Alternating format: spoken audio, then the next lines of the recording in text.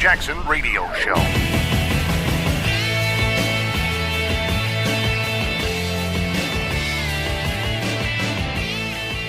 Welcome back, everybody. Kevin Jackson here. It is the Kevin Jackson Show. Mike Ditka is under fire. That's right. He is. First of all, Ditka comes out and he says these guys shouldn't be taking a knee. He's old school, and you know my stance. I agree. You're gonna protest what? You're gonna protest all the opportunity that I've witnessed in my few decades on this earth, watching black folks excel. The only enemy of black people are black people. That's the truth. If you were to take all these guys that are kneeling and you say, put a gun to there and say, tell me the truth. Shh. Who's your real enemy? They'll go, my family, man. Don't shoot me, please. They'd be like Michael Bennett at the casino, ducking behind slot machines. Trying not to get hit. I'm too pretty. I make too much money. I don't want to get shot. That may be why they don't pay cops a lot. If you made a lot of money as a cop, you wouldn't want it. I mean, not that anybody wants to get shot, but you wouldn't run into harm's way knowing you just bought a new boat. Shoot. You just got that $500,000 house in the gated community, or in LA, the $5 million house in the gated community. Well, $5 million may not even get you gated there. But yeah, Ditka's under fire. And it's funny, the left, they love to have somebody to go after. So Ditka's comment was, in case you missed it, and this happened unfortunately after the show yesterday, but he made this comment. He said, that blacks haven't seen oppression for 100 years or something like that. Now he means it as a figure of speech. He means like they haven't seen oppression in a long time, in decades, in millennia or whatever. Because he's in terms of the lifespan of things, blacks haven't seen oppression. Black people act like, oh my, swing low. It ain't no swing low. We haven't seen oppression. All the oppression is made up. Look, I'm just pulling the curtain back.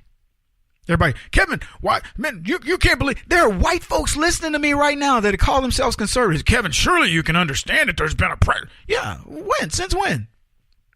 What's the oppression? Oh, Kevin, can you go and sit in a counter where it says whites and blacks, whites here, blacks here?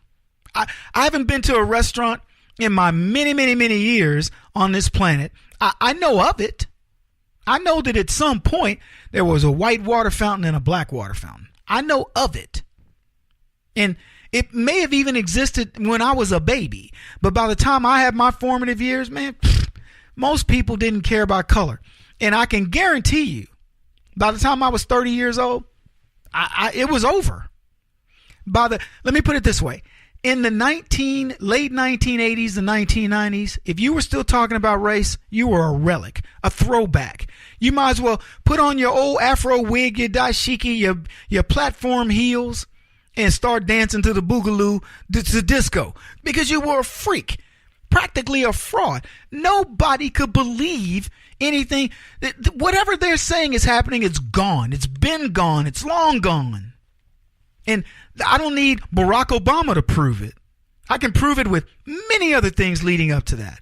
No segregation. You can live anywhere you want. There's no, jobs that blacks can't do. There's no government programs. In fact, being honest about it, blacks have gotten over in terms of what we could, in terms of what the government gave us in that period. And I'm not going to rationalize it one way or the other. If people think that was deserved and we needed it, okay, great. If some people say, you know what, we could have just done it on our own, it doesn't matter. But here's what I can tell you. We had every advantage and still have a lot of them. And you know what we've done as black folks? I'm not talking to you white people right now. As black folks, we squandered it. We completely squandered it.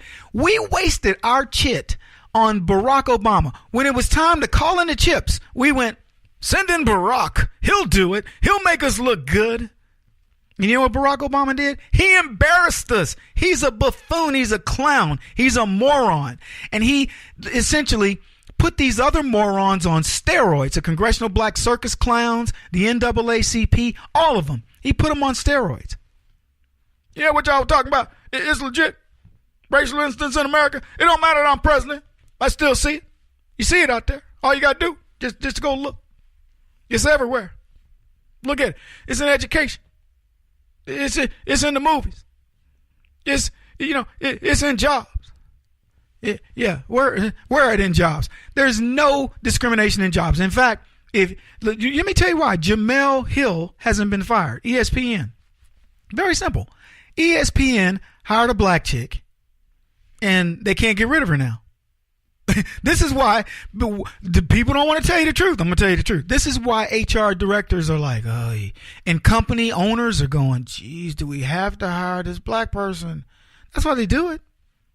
Because Jemele Hill, look, in 2008, this chick said of the Boston Celtics, now she's writing about this. She's a writer for ESPN at the time.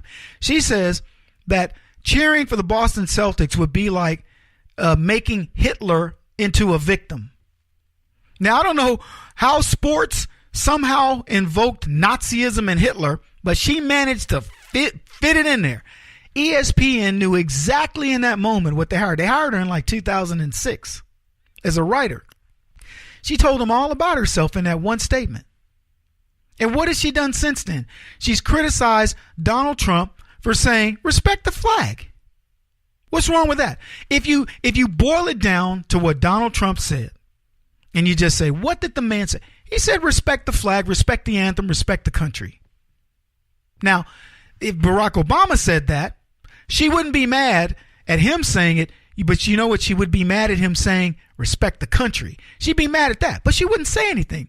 She'd be like, it ain't like America's done a whole lot for black people, but our president has said this, so I'm going to do it. And if he had said, get off your knees, which he wouldn't have, then it would be cool. It would be okay.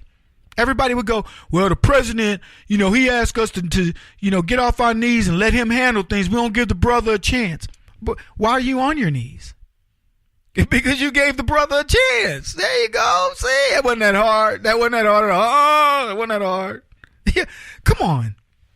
This is the stuff that bugs me about people. Man, this was a no-brainer. A no-brainer. Anyway, Ditka says we haven't seen that kind of oppression for 100 years. What are you talking about? Hey, look at him, man. Let him go back to the 1917 and see what it was like to be a black man. That's not what he's talking about. They know that. And Ditka, God bless him. I hope he doesn't take it back. I hope he says, nobody signs my checks except Mike Ditka. And I hope he says, I don't give a crap what y'all think. You know what I meant. You're not oppressed. So stop acting like you're oppressed. Sick of it. And he should be. I'm sick of it. That's some dude, some black guy write to me, and talking about, I'm 50 years old. I've seen oppression and all this other stuff. And I was like, shut up. Shut your monkey head up. Nobody cares about your perceived ideas of oppression. Leave the city, fool. If the oppression is occurring, it's Democrats oppressing you. Go out in the country and meet some good rural folk that'll tell you, hey, what's going on? Have a beer with you. Want to have just a chit chat. Knucklehead.